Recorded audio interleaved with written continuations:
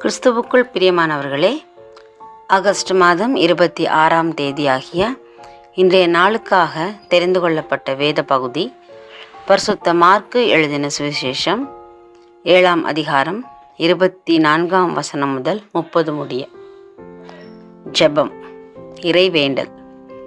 இறைவேண்டல் அல்லது ஜெபம் என்பது கிறிஸ்தவ வாழ்க்கையின் ஒரு முக்கியமான அம்சமாக இருக்கிறது. ஜெபம் இல்லாமல் இறைமக்கள் எந்த ஒரு வேலையையும் செய்வதில்லை. நம்முடைய வாழ்க்கையின் துவக்கமும் முடிவும் இறைவேண்டலாக மட்டுமே இருக்கிறது. இறைவேண்டல் இல்லை என்றால், அதாவது ஜெபம் இல்லை என்றால், கிறிஸ்தவ வாழ்க்கை என்பது வெறுமையான ஒரு வாழ்க்கை.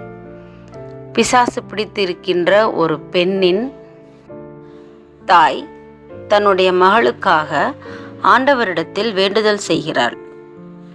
ஆண்டவர் அவளை சுகப்படுத்துகிறார். ஜெபம் என்பது பிசாசுகளை துரத்துவதற்காக செய்யப்படுகிறது. சமுதாயத்தில் காணப்படும் பலவிதமான கேடுகளை, தீமைகளை விரட்டுவதற்காக ஜெபம் ஏறெடுக்கப்பட வேண்டும் என்பது உண்மையான கருத்தாக இருக்கிறது.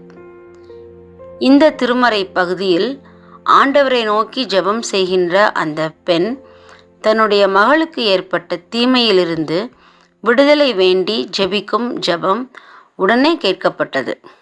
அதேபோல ஜெபம் என்பது ஆண்டவருடைய வார்த்தையை, பதிலை நாம் கேட்பது.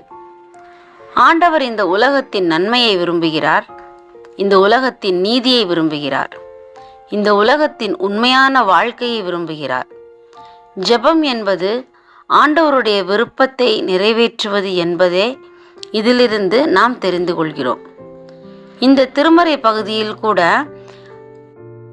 கடவுள் அந்த பிசாசு பிடித்திருந்த பெண்ணின் தாய் அந்த பெண்ணிற்காக உண்மையான ஜெபத்தை ஏறெடுத்ததினால் மாத்திரமே அந்த ஜெபத்திற்கு கடவுள் பதில் அளிக்கின்றார். நம்முடைய ஜெபங்களும் உண்மையானதாக, மற்றவர்களுடைய தேவையை சந்திப்பதாக, இந்த உலகத்தில் நீதியை நிலைநாட்டும் ஜெபங்களாக இருக்க வேண்டும். அப்படிப்பட்ட ஜெபங்களை நாம் ஏறெடுத்தால் மாத்திரமே தேவனிடத்திலிருந்து பதிலை நாம் பெற்றுக்கொள்ள முடியும். அப்படிப்பட்ட ஜெபங்களை ஏறெடுக்க தேவன் தாமே நமக்கு கிருபைகளை அளிப்பாராக. ஆமென்.